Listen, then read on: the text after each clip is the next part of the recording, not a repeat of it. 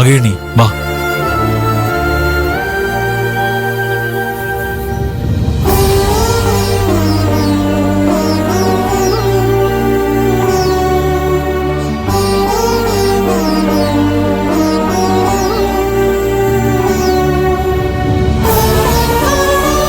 கடவுளே, என்னோட மகள் என்கிட்ட இருந்து பிரிச்சிடாத. நாங்க கடைசி வரைக்கும் ஒன்னா இருக்கணும்.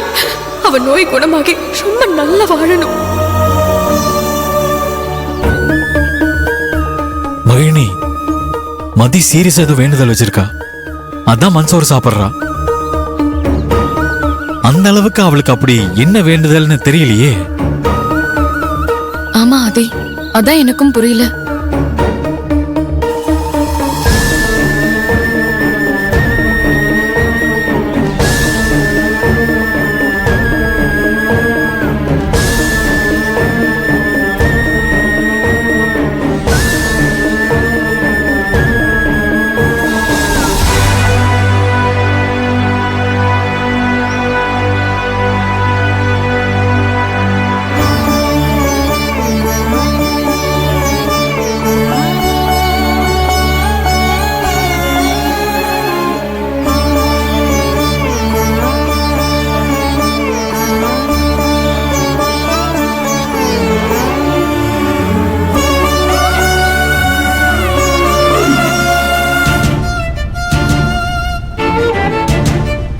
மதி, நீ வீட்ல இல்லைன்னு நாங்க ரொம்ப பயந்துட்டோம்.